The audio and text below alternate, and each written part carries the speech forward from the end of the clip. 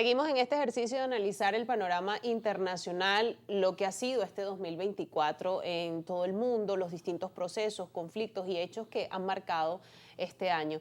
Y vamos a seguir el análisis con el profesor Román Delgado. Él es abogado internacionalista, además es doctor y especialista en todo el tema internacional. Bienvenido, qué placer recibirlo. Muchas gracias, Natacha. Para mí también es un placer y es compartir con ustedes, porque además siempre están dando estos temas internacionales que es nuestra pasión. Ese es el trabajo del día a día del investigador, del profesor de esas áreas. Ciertamente, y también para ayudarle a comprender a la gente, porque lo cierto es que lo que ocurre en el mundo es cada vez más complejo, ¿no? Sí. Y pareciera que cada nuevo año que se nos presenta es más desafiante que el anterior. Y ya veíamos hace algunas semanas esta caída del gobierno de Bashar al-Assad tras 24 años en el poder y lo conflictivo que es en general la región del Medio Oriente, ¿no? Y esto está influido, distintas voces así lo manifiestan, por aspectos históricos que han marcado y que determinan la situación que se vive actualmente en el Medio Oriente. Y parte de esto tiene que ver con las delimitaciones que hicieron las grandes potencias que en su momento eran las que dominaban, ¿no?, en estos territorios. Entonces, para exponer argumentos históricos, ¿cómo puede entenderse lo que está pasando actualmente en Siria y en el Medio Oriente en general? Hoy tenemos, Natacha, muchas gracias. Hoy tenemos, respecto a la pregunta que me haces, unas consecuencias históricas, producto de decisiones políticas a nivel internacional. Por ejemplo, el Tratado Sykes-Picot, que se da entre Gran Bretaña, por eso tiene ese nombre, por Mark Sykes y George Picot, de representante de Gran Bretaña, del Reino Unido y de Francia. En vista de eso, ellos van a delimitar, después de la derrota, la caída del Imperio Otomano, que dominaba esas áreas, van a quedar muchas áreas que ellos se van a dar cuenta como potencias europeas y se van a dividir los lugares donde van a estar cada país. Entonces, pero se cometieron errores. Por ejemplo, los kurdos, que tienen más de 3.000 años, el Kurdistán, que tiene parte de la región de Irak, Irán, Turquía, Siria, a ellos no se le dio un territorio. Hay un error grave.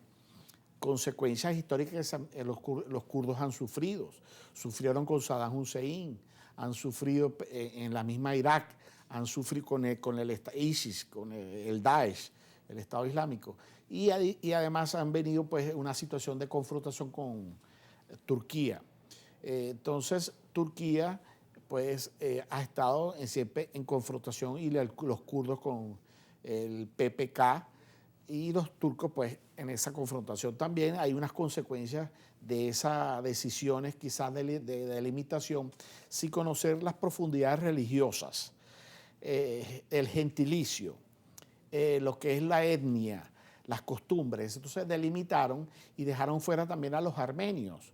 Los armenios han sufrido mucho.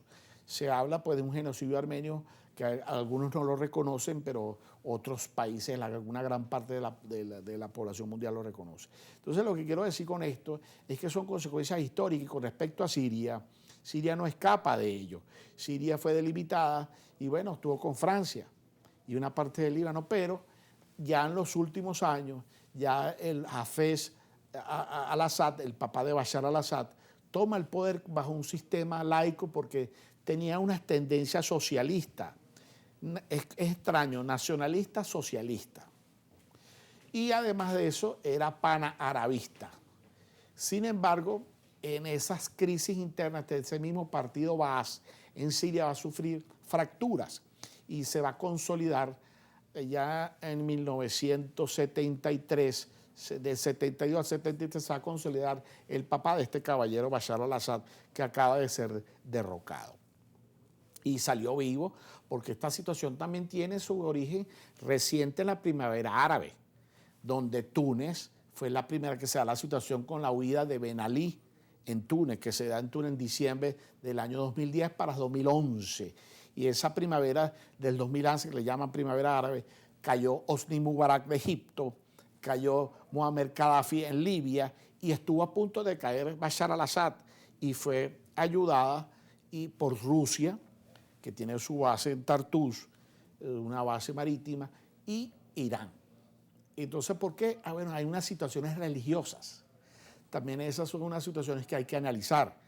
¿Por qué? Porque son un islam chiita aliado de Irán con el alawita, que es una ramificación de ese islam chiita.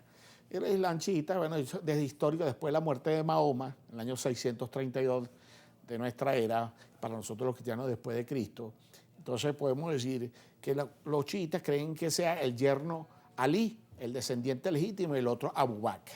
Y así, bueno, aunque la gran mayoría de los musulmanes del mundo son sunitas, la gran población. Pero bien, entonces tenemos esta situación en el Medio Oriente con Siria, un aliado como Irán, que es chiita, y además de eso, en el Líbano tenemos a Hezbollah, que también tiene ese corte chiita.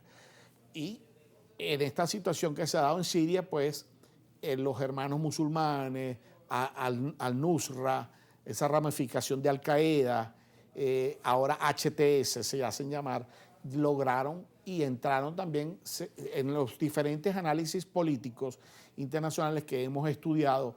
Ahí dice que Turquía propició mucho esto y parece que ayudó mucho a esa rebelión. Lo que sí es cierto, como yo veía en estos análisis de VisualPolitik, su vocero dice, ha sido como un regalo para Israel. ¿Por qué? Porque Israel sale beneficiado, dice VisualPolitik. Uno como investigador busca todas las fuentes. Entonces dice que bueno, ya está diezmado Hezbollah, el suministro que pasaba por esa media luna chiita. Ese llamado eje de la resistencia con la caída de Bashar al-Assad termina prácticamente descompuesto. Sí, porque las armas, pues, es por donde de los medios de comunicación pues, que se han presentado, nos dicen que esas armas pasaban desde Irán por Siria, un aliado legítimo, y entonces ese aliado les pasaba a Hezbollah. Total que Israel tenía esa confrontación en el norte, en el Líbano, con Hezbollah, y en Gaza, que también eran aliados a pesar de que son sunitas en Gaza, musulmanes sunitas, Ismail Haniyeh, que ya está desaparecido, ya lo neutralizaron, y entonces, pero en Irán y en Siria tenían esas alianzas contra Israel. Profesor Román, vamos a hacer una pausa en esta conversación, este análisis que está muy interesante sobre la situación en Siria, y al regreso seguimos evaluando y revisando otros actores que también están involucrados en el conflicto. Estamos conversando con el profesor Román Delgado, abogado internacionalista, además especialista y analista de geopolítica, especialista en estos temas de análisis internacional. Hacemos una pausa y ya regresamos.